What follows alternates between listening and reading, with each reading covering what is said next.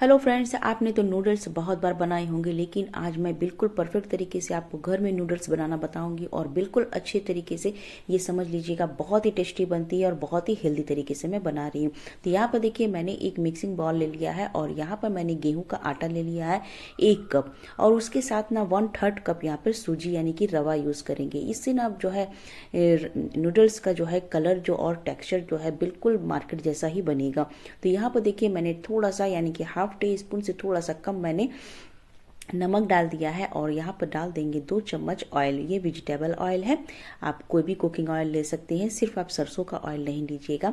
और इन सारी चीज़ों को अच्छे से मिक्स कर लीजिएगा। ये जो नूडल्स है ना बिल्कुल हेल्दी तरीके से बनते हैं और मार्केट के जो नूडल्स होते हैं वो हेल्दी नहीं होते हैं। इस तरीके से अगर आप नूडल्स घर में ही तैयार करके बनाएंगे ना तो बिल्कुल आप एक हफ्ते में ना आप 3 दिन 4 दिन ज़रूर से ट्राई करेंगे, क्योंकि ये हेल्दी तरीके से कोई नुकसान भी नहीं है।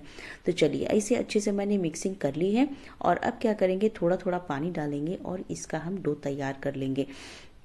तो जिस तरीके से हम रोटी चपाती के लिए डो तैयार करते हैं ना, बस उसी तरीके से हमें तैयार करना है। इसका थोड़ा सा डो हमें हार्ड करना है, ज़्यादा सॉफ्ट नहीं करेंगे, ठीक है।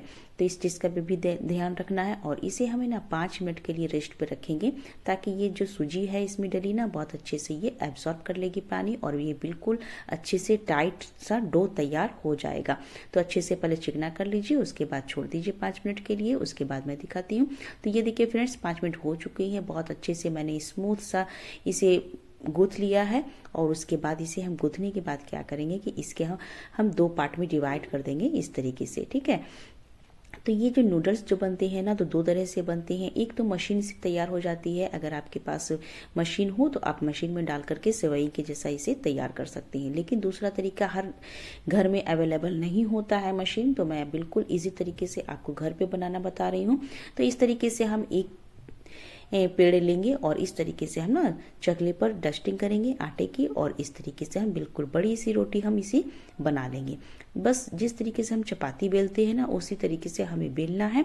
तो लेकिन इसका जो है ना थिकनेस थोड़ा सा मोटा रहेगा रोटी की, क्योंकि रोटी जो चपाती हम लोग बनाते हैं तो बिल्कुल पतली होती है, तो ये थोड़ी सी मोटी होगी। ये देखिए इस तरीके की है ना। तो चलिए अब हम क्या करेंगे कि इसकी हम कटिंग कर लेते हैं। तो ये देखिए इस तरीके से हम एक चाकू ले लीजिएगा बिल्कुल अच्छे से, और इसे ना एकदम बिल्कुल लंबे लंबे साइज में पतले पतले स्लाइस में इस तरीके से हम कटिंग करेंगे। ये देखिए, तो कटिंग जो है आप अपने हिसाब से भी कर सकते हैं। इसे बिल्कुल पतला अगर काटना चाहें तो बिल्कुल पतला काट लीजिएगा, और बिल्कुल थोड़ा सा आप अगर मोटा रखना चाहते हैं, चौड़ा रखना चाहते हैं, तो आप अपने हिसाब से इसे आप कटिंग कर सकते हैं। तो ये देखिए बिल्कुल अच्छे से कटिंग हो गई है। तो ये देखिए बिल्कुल एक एक लच्छे जो हैं बिल्कुल अलग अलग निकल करके आ गए हैं। ये देखिए बिल्कुल बेहतरीन से नूडल्स आपके ये तैयार हो जाते हैं। तो इसके ऊपर से हमें क्या करना है कि ये एक दोनों जो है चिपके नहीं, तो इसके लिए आप क्या करना है कि आटे की आप ना थोड़ी सी ऊपर से डस्टिंग कर लीजिए, इस तरीके से स्प्रिंकल कर लीजिए। ये देखिए इस तरीके से करेंगे ना तो ये एक दूसरे से चिपकेगी बिल्कुल नहीं, और बहुत ही फ्रेश रहेगी ये नूडल्स। तो ये देखिए इस तरीके से। तो हाँ, अगर आप ना गेहूं के आटे की जगह पर अगर आप मैदा का यूज़ करना चाहें तो आप मैदा का यूज़ भी कर सकते हैं, लेकिन ये गेहूं के आटे से जो बनी है बिल्कुल हेल्दी तरीके से, और इसमें सूजी डली है, तो सारी चीज़ें मैंने बिल्कुल हेल्दी तरीके से मैंने इसमें डाला है और इसे बनाया है। तो ये देखिए एक एक लच्छे जो है बिल्कुल बाहर निकल गए हैं, और इस तरीके से आप आटे को स्प्रिंकल कर लें इसके ऊपर से, और इस तरीके से मिक्स कर लीजिएगा। अब दूसरी लोई जो है इसी तरीके से हम इसकी भी हम बेल करके कटिंग कर लेंगे। अब हम प्रिपरेशन कर लेते हैं। तो इसके लिए मैंने यहाँ पर देखिए मैंने नूडल्स भी तैयार कर लिया है। पूरा नूडल्स देखिए बिल्कुल चिपका नहीं है। अब क्या करेंगे कि एक कढ़ाई में ना पानी को बॉयल कर लीजिएगा। तो अब हम पानी में नमक वगैरह कुछ भी नहीं ऐड कर रहे हैं, क्योंकि मैंने नूडल्स में नमक डाला था, इसलिए हमें नमक की ज़रूरत नहीं है। अगर आप भूल गए हो अगर नमक डालना ना तो आप पानी में डाल दीजिएगा। पानी में अच्छे से उबाल आने दीजिएगा, उसके बाद इस नूडल्स को इसमें डाल दीजिएगा इस तरीके से। और ज़्यादा इसमें टाइम भी नहीं लगता है, ऐसा नहीं कि नूडल्स हम घर पे बना रहे हैं तो बहुत टाइम लगता है, ये भी नहीं होता है। जितने कि आप मार्केट में से लाते हैं, और सिर्फ यही होता है कि आपने लाया और उसे गर्म पानी में इसे बॉयल कर लिया, बस यही होता है ना बस। और आप ये होता है कि अभी आपने घर में बनाया है तो थोड़ी सी आटे गूंथने की टाइम लगेगी, तो वो भी फटाफट से हो जाती है। तो इसे ना अच्छे से बॉयल आने दीजिएगा, उसके बाद इसे हम चलाएंगे। तो जितना देर हम क्या करते हैं बाहर के नूडल्स हम पकाते हैं ना, बस उतना ही टाइम पर हमें इससे भी पकाना है। बस ज़्यादा हम टाइम नहीं देंगे इसमें, क्योंकि ये बहुत ही अच्छे से पक जाती है। ये देखिए एक एक लेयर जो है बिल्कुल अलग अलग है, बिल्कुल चिपकी नहीं है। तो इस तरीके से अगर आप बनाते हैं घर पे तो ज़रूर से आप बना करके ट्राई कर सकते हैं, और बच्चों को भी बेहद पसंद आती है ये सब चीज़ें, चटपटी चीज़ें। तो ये देखिए बिल्कुल 5 से 6 मिनट मैंने इसे अच्छे से पका लिया है। अब हम इसे निकाल लेंगे और एक पानी से इसे ठंडे पानी से धो देंगे। और ये देखिए वापस से मैंने कढ़ाई रख ली है और इसमें हम डाल देंगे 1 चम्मच वेजिटेबल ऑयल। बस वेजिटेबल ऑयल को अच्छे से गर्म कर लीजिएगा। अभी थोड़ी मैं आपको सब्जी दिखा दूं कि इसमें मैंने क्या क्या डालने वाली हूँ। तो ये गाजर है, पत्ता गोभी है, शिमला मिर्च है और प्याज है। सभी को मैंने लंबे लंबे स्लाइस में मैंने कट कर लिया था, इस तरीके से पतले पतले स्लाइस में। ठीक है, तो सब्जी आप अपने पसंद से जितना कम या ज़्यादा कर सकती हैं। तो सबसे पहले हमें करना क्या है कि यहाँ पर लहसुन की कलियाँ को मैंने बिल्कुल चॉप करके यहाँ पर डाला है, और इसके साथ ही में मैंने हरी मिर्च को भी डाला है।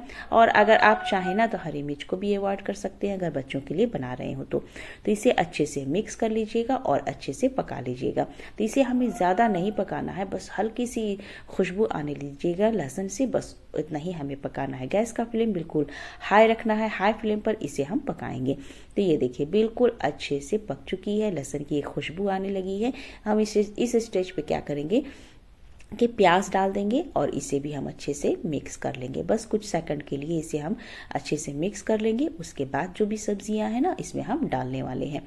तो ये सब्जी आप ना डालिए और वेजिटेबल बिल्कुल हेल्दी तरीके से ये नाश्ता बन करके तैयार हो रहा है। फ्रेंड्स, आप ना बाहर के चाउमीन या मैगी खाना भूल जाएंगे इस तरीके से अगर आप घर पे ही तैयार करके बनाना चाहे तो इस तरीके से शिमला मिर्च भी मैंने डाल दिया है, गाजर भी डाल दिया है, पत्ता गोभी भी डाल देंगे।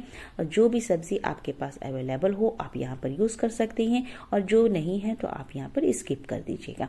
तो इसे अच्छे से मिक्स कर लीजिएगा। और अब यहाँ पर पत्ता गोभी भी डाल देते हैं। तो पतले पतले स्लाइस में मैंने इसे भी कट कर लिया था, और इसे अच्छे से हम पहले मिक्स कर लेते हैं। गैस का फ्लेम हमें हाई ही रखना है, क्योंकि इसका सब्जी का जो क्रंचपन होता है वो बिल्कुल बनाए रखना है। इस चीज़ का भी ध्यान रखना है। अगर आप ना स्लो कर देंगे गैस को ना तो सब्जी जो है सॉफ्ट हो जाएगी और टेस्ट भी अच्छा नहीं आता है। तो इस तरीके से हमें हाई फ्लेम पर इसे अच्छे से बस 2 मिनट इसे आप पका लीजिए, बस उतना ही ज़्यादा नहीं। तो ये देखिए बहुत अच्छे से मैंने इसे मिक्स करके पका लिया है। अब हम क्या करेंगे, थोड़े भरे हल्के फुल्के से इसमें हम स्पाइसेस यानी मसाले डालेंगे। तो सबसे पहले मैंने डाल दिया है टेस्ट के हिसाब से नमक, थोड़ा सा काला नमक डाल दीजिए, थोड़ा सा चाट मसाला डाल दीजिए, थोड़ा ही डालेंगे 1/4 टीस्पून काली मिर्च का पाउडर। काली मिर्च का पाउडर ज़रूर से डालिएगा, बहुत ही अच्छा सा फ्लेवर इसमें आता है।